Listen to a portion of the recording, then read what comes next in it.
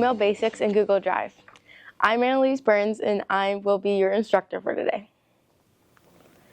Today's training is provided by AT&T and the Public Library Association. Today, you will learn the names of tools and apps needed to use email, perform basic email functions including logging in and out of an email account, sending, receiving, and replying to an email, recognizing and dealing with spam, organize, search, and delete email, and some more tips and tricks. A web browser is a program that allows you to view websites and navigate between them using hyperlinks. People use browsers to access web-based applications such as email and to store and access documents such as photos, forms, and music. Some commonly used web browsers are Microsoft Edge, Firefox, Google Chrome, and Apple Safari. In today's workshop, we will be using Google Chrome. An email is a way to send mail digitally through the internet. In order to access your email, you will need to set up an account with an email service provider. In today's workshop, we are going to use Google Gmail. Some examples of other commonly used email programs are Apple's Mail, Microsoft Outlook, and Yahoo. Some benefits of using email. You can send an email message to one or multiple people at a time. In most cases, the person will receive the email almost immediately after you send it. And you can access your email accounts on any device, like a computer, smartphone, or even a tablet. This is what a basic email address would look like. Like a street address on an envelope, an email address has to be typed correctly or the other person will not receive it. An email address will always have two main parts which are connected by the @ symbol. The second part of an email address is the location. It could be the name of an email provider, the organization the person works for, or a website that the person is associated with. So now we will be signing up for an email account. If you already have one, you don't have to do these steps, but it's good to follow along. So first we're going to open a web browser, and today we're going to be using Google Chrome. Then we're going to go to gmail.com in the address bar. You're going to want to press enter to go to the Gmail website and then click create an account. When you click on create an account link, a form will appear. If you'd like the website to display in another language other than English, you can change the language using the drop-down menu at the bottom. To complete this form, you will need to enter your first and last name. You will also need to choose a username and password. If you're going to be creating your email account today, you may need access to a phone to complete registration. So when selecting a username, your username must be unique. Keep in mind that usernames are unique to each account, so it may be hard to find something that is not already taken. You may have to be creative with your username and add numbers or other identifying factors to it. Since usernames become a part of your email address, you will want to use something that is appropriate to share with anyone that may give your email to, such as a child's teacher or an employer. Passwords are secret because they are like the lock to your mailbox. To keep your password secret, it will be masked with symbols as you type it so others watching cannot see the characters. A password on Gmail must be at least 8 characters long. It should not be a word that is too easy to guess, like password or 1, 2, 3, 4. You can add capital letters, numbers, and symbols to make your password more secure. You should not use your name or other common words that people can easily guess. Passwords don't need to be complex or hard to remember. You can make your passwords longer and stronger by using a phrase. For example, cows help make cheese. Don't share your password with others. Passwords should be kept private. Your email account is protected by a password of your choice, so that the only person who has access to your email is you. Think about your password as the key to your mailbox. This provides you with protection and privacy. Make sure you keep your password safe.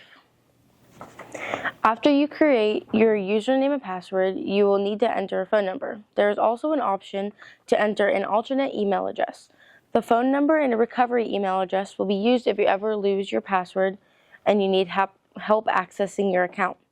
You will then need to enter your date of birth, typing all 4 digits of the year. Then click Next. Now you will need to verify your phone number. This shows you're a real person and not a robot automatically creating accounts.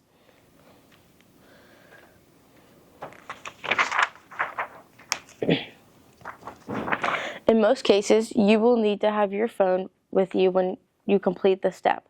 When you click on the Verify button, it will send a verification code to your phone. Your cell phone will receive a text message from Google with the code. You will then type the code in this box. To receive a phone call instead of a text, click the link to call instead. When you answer the phone, you will hear an automated message reading the verification code. If you don't have a cell phone, you can try at a later time using a home phone and selecting the Call Instead option. After entering your code, click Verify. Now you will read the Google's Terms of Service and Privacy Policy. This explains how Google can use your information while you use Google services. After you read it, if you still want to sign up, click the button labeled I agree to create the account. To check your email, you can type gmail.com in the address bar, or you can visit google.com and click on the link that says Gmail.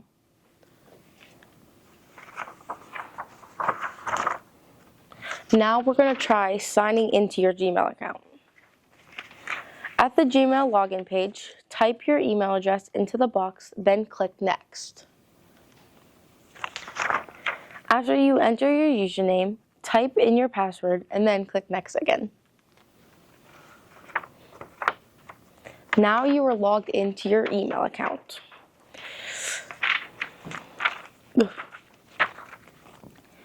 When your email first opens, you will see the inbox. There is a list of email messages in the middle of the screen. The menu on the left side allows you to switch between folders that organize your email messages, such as the inbox, sent mail, drafts, and deleted messages. You can look for specific messages using the search box at the top, and you can access your account settings on the top right. Now, when you're finished using your email, sign out by clicking on your account button at the top right corner. Then all you have to do is click Sign Out. Now I'm going to hand it off to Miley. Hi, I'm Miley, and I will be showing you Activity 1. Let's practice what you've learned. Feel free to write the answers on the activity guide as we complete the task together. The first thing you're going to do is open the web browser and keep it open. The second thing you're going to do is in the address bar, you're going to type www.gmail.com. And then lastly, you're going to log into your Gmail account. Good job, everyone. In the next section, you'll learn how to open to the Gmail account and reply to them. The first thing you see when you open your account is the inbox. The inbox is where all of your messages are received and where you will be able to manage all of your messages. Messages include the name of the sender. Each email also includes the subject of the message. And each email includes a previous view of the message. Finally, each email includes the date the message was sent. The newest emails are always at the top of the inbox. Unread emails are in boldface type. To open an email, click on the message you would like to read. Messages are in the middle of the screen. To open the first message, click on it. You will notice things about the inbox. The menu on the left side allows you to switch between folders that organize your email messages, such as the inbox, sent, mail, drafts, and deleted messages. You can look for specific messages using the search box at the top. You can access your account settings on the top right. The message opens. There are 2 ways you can reply to a message. You can click on the reply link on the box right below the message, or you can click the arrow on the right-hand side of the message. Then click Reply. A text box appears in the large box under the recipient's name. Type your response in a large box, then click Send. Once the reply is sent, a notification appears at the bottom of the screen. In Reply, to send a new message, click Compose. Click the Compose button on the top left. A message box appears. From here, you will fill in who the message is to, the subject of the message, and the message itself. If you want to send this message to more than one person, you can type several email addresses separated by commas. In sending a message, make sure to include the email address or addresses of the person or people you want to send the message to. A subject which lets the person know what the message is about, and the message in the body of the email. Once you're done, click Send. Once the message is sent, a notification appears at the bottom of the screen confirming the email has been sent. You can find the message in the Sent folder along with other emails you have sent. And now we are going on to Activity 2 with Austin. So we're going to move into Activity 2. You can pause and follow along as you need to. First, we're going to open the web browser and go to www.gmail.com. Then you are going to log into your Gmail account if you are not already logged in. Next, you're going to compose a new message including the following information. So in the email field, enter the email you wish to send an email to.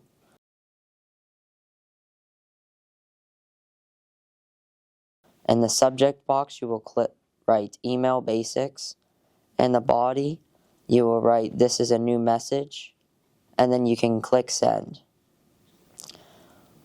You can find the message in your Sent folder if you wish to look at it later. Next, you are going to compose a second message, including your email address. In the subject box, you'll write Email Basics What I Learned. In the body, you'll write one new thing that you learned using Email Basics today in the workshop, and then you'll click Send.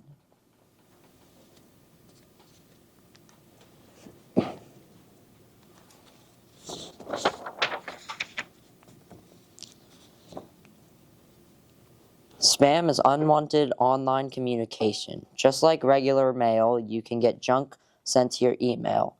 That kind of junk email is called spam. Spam emails often contain links to websites, pictures, or other things that you don't need. Some spam is annoying but harmless, but other spam can cause a virus or serious problem in your computer or lead to a fraudulent website.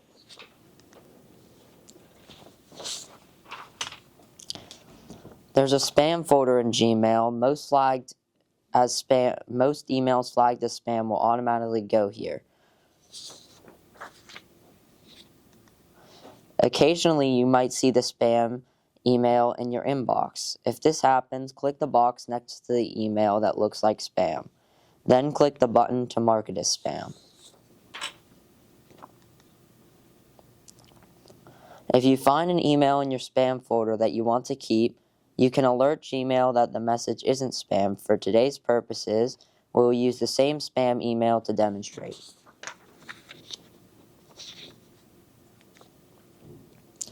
After you open a message, click on the Not Spam button. From then on, if you get an email from the same email address, it'll arrive in your inbox instead of being marked as spam. Occasionally, Gmail puts safe emails in your spam folder by mistake. If you are missing an email from someone, be sure to check the spam folder to see if it's there.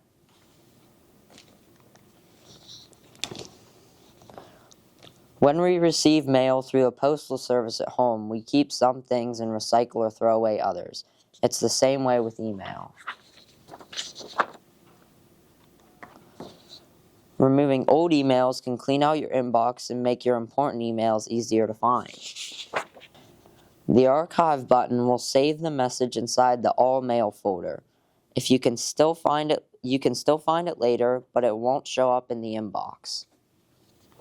The delete button will delete a message. It'll stay inside the trash folder, but temporarily, usually for 30 days. And the Gmail will delete it permanently after the 30 days. You can give an email one or more labels that will help you stay organized, find emails, and a particular topic later. Or you can move an email to another folder that you create. To retrieve a message later, you would click on the folder name on the right-hand side of the screen.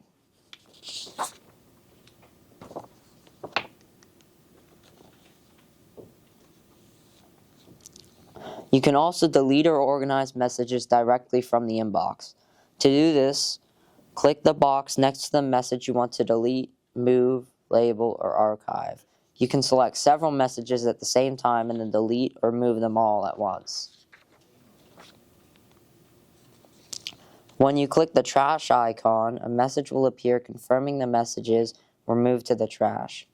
You can access the messages in the trash by clicking on the More on the right-hand menu. Once you click More, you will see that a list of folders, including trash. All the messages in the trash folder can be opened, replied to, or forwarded, just like the messages in the inbox. Remember, the messages do not stay in the trash folder forever. Many email programs, including Gmail, will permanently remove a message from the trash after 30 days. If you want, you can click on Empty Trash Now to permanently delete everything in the trash folder. Be careful with this because you won't be able to retrieve those messages once they're gone.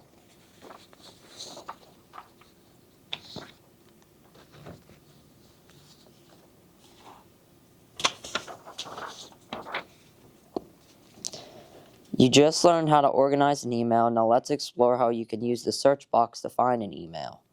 If you need to find a specific email, you don't have to go look through the inbox or other folders. Instead, you can search the field at the top. This will search through all your emails no matter where it is or how old it is.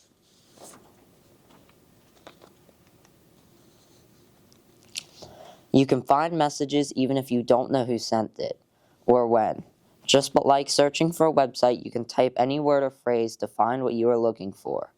This could be a person's name, a word in the subject, or a word in the message.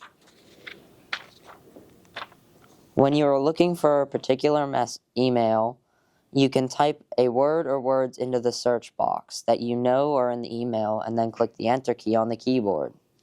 Emails that match your search term will display. This email search shows a search for a field trip. In this email account, when the phrase field trip is entered, these are the emails that Gmail retrieved.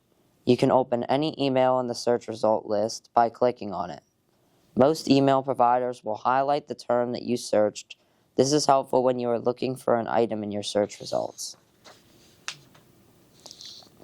If you can't find what you are looking for or you want to narrow down the search, you can click the search options icon at the end of the search box. With these options, you can find messages sent to or from certain people with a specific subject, from a certain date range, or with an attachment. You can also use the drop-down menu to search within a specific folder.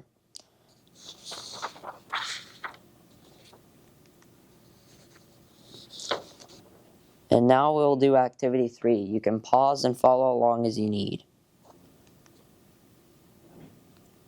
First, you will open up your web browser and then log into your email account.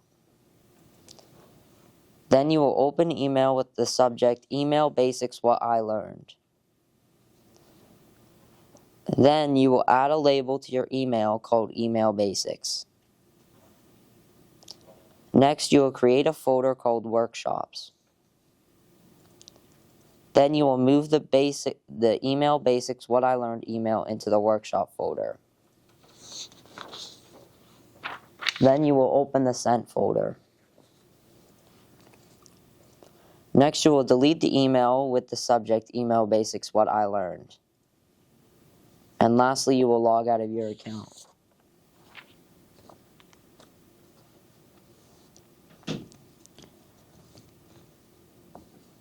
A draft is a saved copy of an email that you haven't completed. You can edit it and send it later.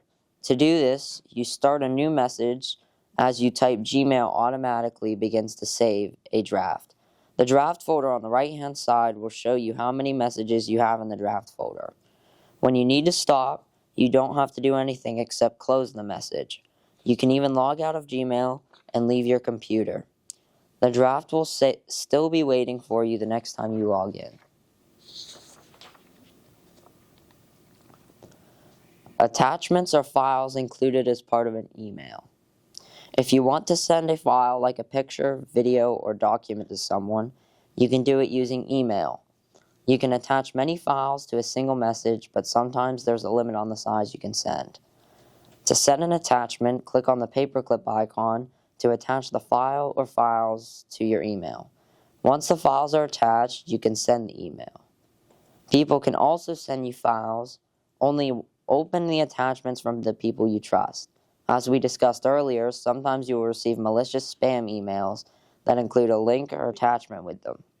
If the sender is not someone you know and trust, or if something looks suspicious about the message, it is best to just delete the email and don't open the link or attachment. Opening malicious links and downloading attachments can spread a virus to your computer.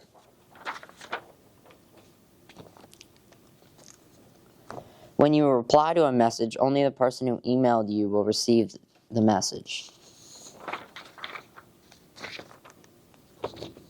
If you want to respond to an email that includes multiple recipients, you can either reply or reply all. Reply sends an email to only one person who sent the message. If you click reply all, the message will go to all the emails in the TO, CC, and BCC fields.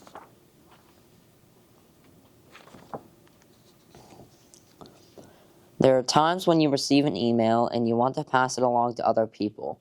This is called forwarding. To do this, click on the forward button. Enter the email address of the person or people you want to send it to. You can also enter a message if you wish. Then click send. The original message along with your note, if you added one, will go to the person in the TO field. Let's look at the CC field, which stands for carbon copy. You can also think of it as a courtesy copy. You can type email addresses into the CC field just like you do in the TO field, but they are used for different reasons. The TO field should be used for the primary audience of a message. The CC field is used for other people that you may want to notify that the message was sent. For example, at work you might CC your supervisor to let them know that a conversation is taking place. The BCC field, also known as the blind carbon copy, is very similar to the CC field. The difference with BCC is that people receiving the email can't see who is inside the BCC field. Once an email is sent, only the sender can view all recipients, including the BCC recipients, in the sent folder.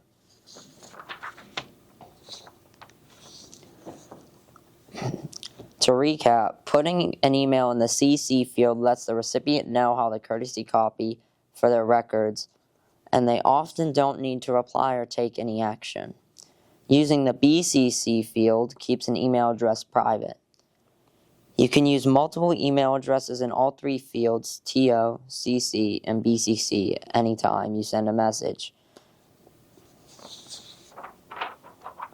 I'll be passing it off to Landon, and he's going to talk to you about Google Drives. Hello everyone, my name is Landon, and today I'm going to give you an introduction to Google Drive. To navigate to Google Drive, please type this into the URL bar, or you can use the grid of 9 dots. The Drive logo is right there. This is a way you can navigate to more of Google's products.